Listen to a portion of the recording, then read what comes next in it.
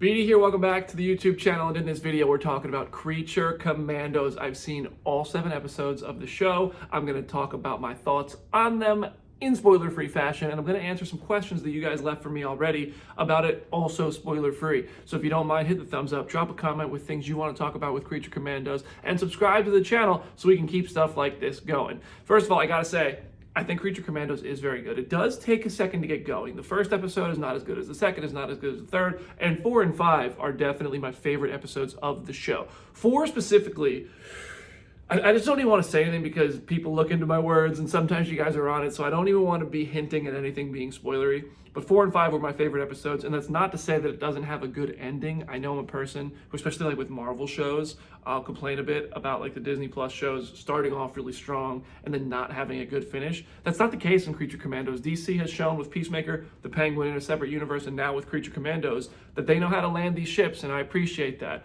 The Bride is probably my favorite character in the series overall, followed by Rick Flag. I think Frank Grillo does a tremendous job as Rick Flag, but the Bride is the character I most want to see translate into live action. I really want to see that character show up in something else, and I really want to see where these characters go beyond this series. Like, it clearly is setting up not just, I was going to say it's setting up Creature Commandos Season 2, maybe, but it's setting up the DC Universe. This is the first entry to the DC Universe, so that's obviously the question on everybody's minds. Is it a good start to the DC Universe? And I have to say absolutely yes. I think the tone of this is going to be drastically different from the tone of Superman.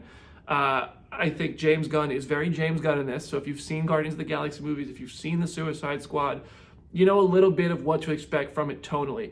It's not a carbon copy of either of those. I know it's a gang of relatively unknown characters, misfits banding together to accomplish a mission.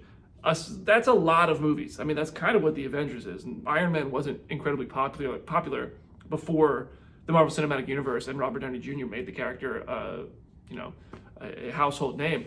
But that's what James Gunn does well. He takes these characters that you've never heard of. I mean, none of you knew Weasel. Comics fans, maybe my audience knew Weasel, but most mainstream people weren't familiar with a lot of these characters. Rick Flag was not a household name before, the Suicide Squad when Joel Kinnaman played the junior version of the character. So if you like the Suicide Squad, if you like Guardians of the Galaxy, if you like Peacemaker, I would say it's more likely you're going to like Creature Commandos. It's not a carbon copy of those James Gunn films and titles, but it obviously has some things in common. There are moments that are just outright, oh, that seemed really familiar. There's also moments that felt brand new. So yeah, I also just really expect this is very adult-oriented, both in the humor, in the violence, in the sex of it all. And I don't think that's going to be the case in Superman. I think James Gunn has proved he knows how to get us into characters. The holiday special was not crude, you know what I mean? It was more family-oriented. It was on Disney Plus, and it didn't lose the spirit of the Guardians. I think Superman is going to be very different from Creature Commandos. I think this guy just can make different types of movies. I am going to give it a 10 score, but first I'm going to read a few comments, questions, and see if I can answer them without spoiling anything. Hellblade 2 is Game of the Year asked me, if you are unfamiliar with the characters, does the show do a good job at fleshing them out? Absolutely. One thing that this show does really well is flesh characters out. If you read the Creature Commandos comic from 2000, which is the first Creature Commandos book, even though they were introduced in 1980 in a World War II story, Creature Commandos, the comic series, does a really good job of occasionally injecting like backstory, like panels and stuff. So you get pieces of how the characters became a part of Project M. This is Task Force M honoring that. This show kind of expands on that structure really nicely. Somebody who likes Lost, I really like that flashback style of development for characters. And you'll see it early on. Episode 2, Bride, is the main character of Episode 2, which is as close to a spoiler as I'm going to get here. And then, you kind of get to know more characters throughout the show in that similar format, and it really worked for me. Ido Shivitz asked, how's the animation? Is it surprising? Do we have escalation in animation shots as the show goes on, or does it stay the same level? I would say the animation stays about the same level throughout the show. There are a couple of standout moments, but nothing that really blew me away. I think the animation style was a really good choice. I think it looks good. I think it's going to help these characters translate into live action when they have to. And also, fun fact, Frankenstein was redesigned once they heard David Harbour's voice to match him. That's what they loved David Harbour's performance so much, that they redid the character to better match the voice work he was doing.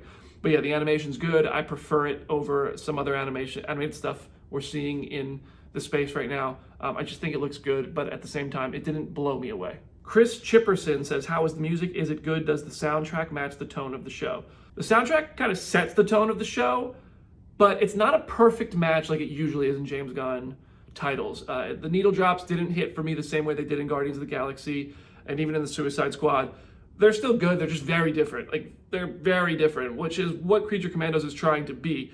They didn't take me out of it, but they didn't enhance the experience for me in a way that a lot of the James Gunn stuff usually does with music. JJ said, trying to prep a rewatch, what past DCU movies/shows would you recommend watching? Now I'll say this, you can watch Creature Commandos just going in blind. You can, I really think you can go in without having seen anything before it, which is I think what they wanted to accomplish here. But at the same time, if you've seen the Suicide Squad, you get rewarded for that for sure. There are definitely nods to events and moments in the Suicide Squad that happen, that are here in Creature Commandos, and maybe even Peacemaker. But beyond that, there's really nothing you need to be super familiar with. But it's more the Suicide Squad than anything else for sure. Juriel asked, does this show make the Suicide Squad canon to DC Universe? And also, how similar are the story beats to the Suicide Squad and Guardians of the Galaxy movies, because they all involve misfits coming together for a task? I've already addressed the second part of that. I've kind of touched on the first part, but I'll say this. I think I understand now, what James Gunn has been saying, where, yeah, it's kind of canon, Peacemaker Season 1 of the Suicide Squad, or, kind of canon, you could assume they happened, but also, if something contradicts them, then they're not. It just starts here, and if you've seen them, you can take them as, this sort of kind of canon prologue, but it's not constrained to it. So, yeah, there's stuff from the Suicide Squad that if you've seen it, you're like, oh, I understand that reference, I know what they're talking about. But it's not a thing that's picking up where the Suicide Squad left off and is carrying a torch forward for people who want it to be canon, which it is what it is at this point. I'm a canon snob often, but right now I'm enjoying Creature Commandos for what it is. I'm excited to see where James Gunn takes this universe, and I'm just kind of accepting the fact that everything that came before this pretty much doesn't matter. And Sam Hudson asks, hey, Brandon Davis, how do you feel about Creature Commandos kicking off the DCU now that you've seen it? I recall many within the DC fan base apprehensive about Creature Commandos starting it off, but would love to know what you think after seeing it. Perfect last question. I will say I'm a little skeptic about an animated series kicking off a franchise that's going to consist hugely of movies. I think that streaming shows, franchises in general, have had a hard time getting moviegoers to watch spin-offs or continuations on streaming. Going from the movies to TV has proved to be difficult for a lot of franchises to pull off. It's not impossible. I think the Batman was just hugely improved by the Penguin, but there's going to be an audience of people who watch Creature Commandos, and there's going to be a massive chunk of people that watch Superman. Pretty much all the people who watch Creature Commandos are going to watch Superman, but most of the people who watch Superman aren't going to watch Creature Commandos. That's how I see it. So I think this is a really good confidence builder for audiences. Anybody who might be skeptic of what James Gunn is going to do with the DC universe. I mean, you saw the Suicide Squad, you saw Peacemaker. I think Peacemaker was tremendous. So I think you kind of already know what you're going to get with this in some ways. Superman's going to be a different story. I think Superman's going to be drastically different from Creature Commandos, aside from the fact that it's dipping into this already fully established DC universe. In that regard, I think Creature Commandos is a really good place to start the DC universe, because when the last episode ended, I immediately wanted to watch more with these characters and in this world. But specifically these characters, James Gunn certainly got me invested in them, and I wanted to continue the Creature Commandos story, and I do hope to see them pop up. We know Frank Grillo's flag is going to show up, but I would like to see more of this going forward, and for that reason, it's a good start. So overall, Creature Commandos, out of 10, I'm giving it a 9 out of 10. It's not perfect. The animation is good. The voice cast is perfect. The story is, on individual levels, very, very good. The overarching story didn't blow me away, but I thought it was still very good. I thought the emotional payoffs came for individual characters more than the overarching plot, which is good. I like when character comes first. The humor mostly worked for me. Some of it was a little over the top, too campy for me. And yeah, I mean, the needle drops were solid. They set the tone of the show, even if they didn't work for me as well as they did in some of the other Gunn projects. I liked Creature Commandos a lot. I'm going to stand by that. 9 out of 10, that's a really good way to launch a universe. And I think James Gunn and the DC Universe are going in the right direction so far. I can't wait for Superman, and I can't wait for everybody to see Creature Commandos. I have an interview with James Gunn and the cast on the channel. If this video didn't convince you that Creature Commandos is pretty solid, just go watch the fun they have, the chemistry they have.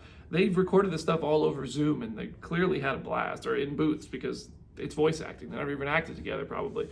But yeah, Creature Commandos is very good. If you have any questions, I'll be active in the comment section. I'll try to get to as many of you as I can while not being on my phone too much. So please go ahead, thumbs up, comment, subscribe to the channel for more videos like this one. I'll see you on Thursday with the Creature Commandos episodes 1 and 2 review, which is also going to touch on some of the stuff we talked about in this video. Thank you in advance for watching. I'm BD. I'll see you in the next video.